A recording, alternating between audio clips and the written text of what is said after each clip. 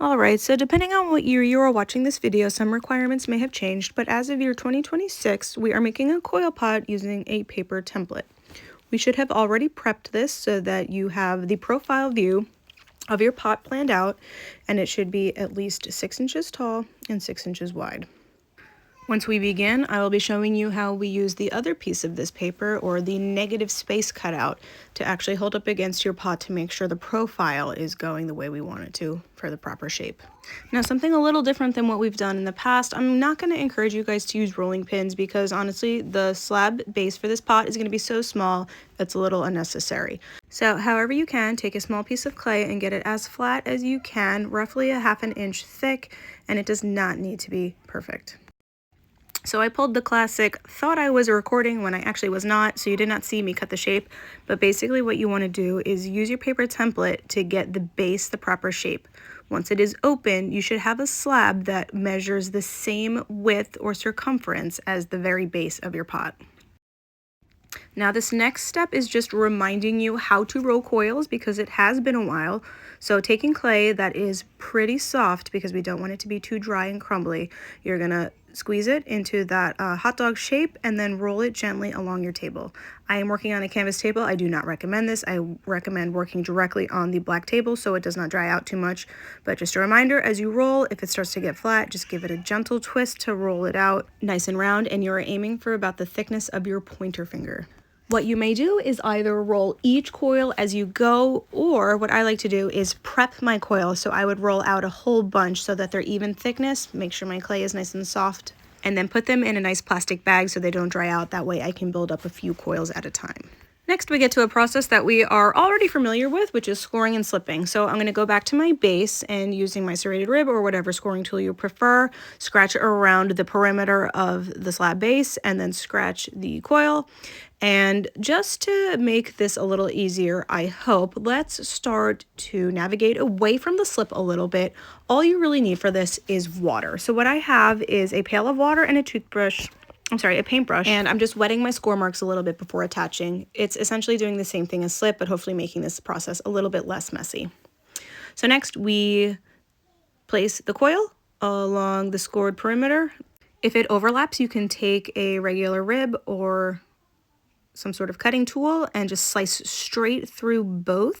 And after removing the excess clay, those edges should line up perfectly. Now, what I am doing here is extremely important, and if you skip this step, you will not have a successful coil pot, both structurally and on your grade. What I need to do now is seamlessly blend that coil into my base, and once I build up the coils more, I will be blending the coils into the coil below, which you'll see as I resume. So what I'm doing is using my thumb. That is easiest for me. If you need to use a tool, that is fine, whatever works for you. And I am smushing, essentially, that clay into the base. It might not look nice at first, but I can go back in and smooth any weird marks afterwards. It's important that you're actually pushing and moving the clay rather than just pressing and smearing the surface, because those pieces of clay really need to meld together to become one. So now that I've done it on the inside, I'm going to go and do it on the outside as well. If you neglect blending either the inside or the outside, typically what happens is you will notice hairline cracks forming on the blended side. So take your time, do not skip this step. Do it after every placed coil, because if you wait too long, that clay will become too hard to blend. Now I can go back in and use my smoothing tool of choice and smooth that exterior to remove my finger marks. So after placing that coil, this is where our template comes into play.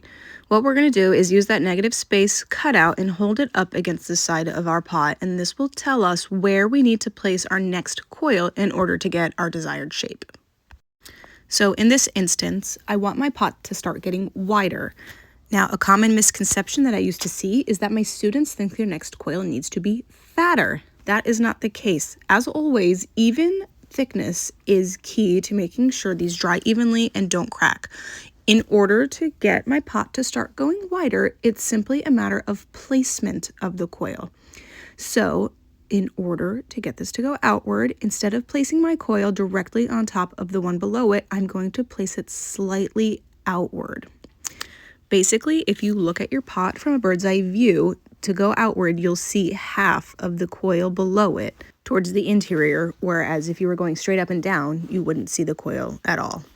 To further demonstrate, I'll use this small piece. I would place it right here, directly over top if I wanted my coil pot to go straight up. I would place it toward the outer edge if I wanted to go wider, and I would place it toward the inner edge if I wanted my coil pot to go inward. And as you can see here from the profile view, my pot starts to go outward. Now, just like before, with every single coil, you blend that exterior and blend the interior. And as you may have noticed, I only added a coil to half of the pot. That's okay, I will simply add the other half after this.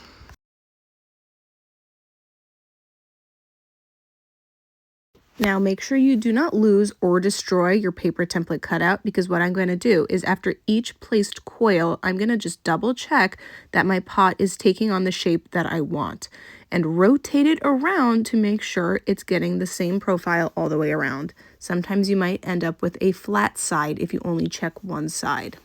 It will also inform you of where to place your next coil. After this starts to get a little bit bigger, I'm going to grab a banding wheel so that I can spin this as I go rather than feel the need to pick it up. So please feel free to use those as needed. Now what you'll see is about an hour's worth of work in 60 seconds.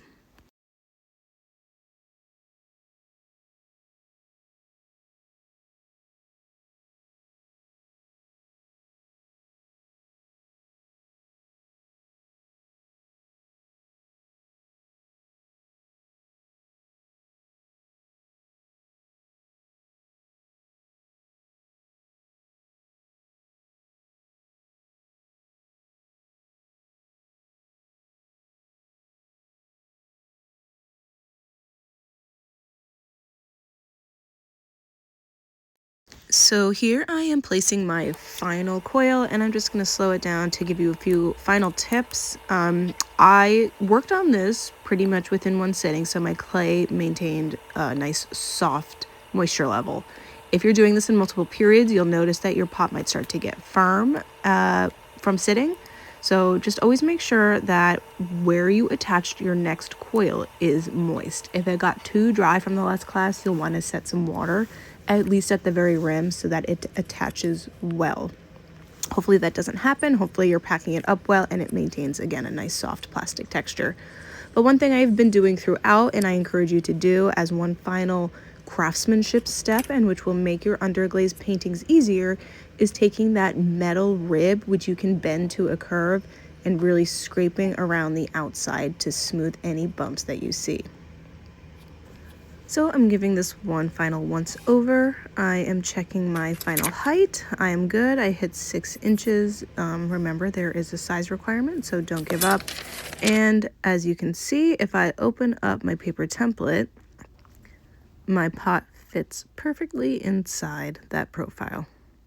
All right, I'm going to do one final thing for demonstration purposes, and at the risk of shocking you all, I am going to slice my hard work in half. What this will do is give you guys an X-ray view of my pot and show you that I did achieve an even thickness throughout. Now, I think I forgot to blend part of my rim, so you might notice a little bit of an inconsistency there, but for the most part, everything is ½ an inch wide.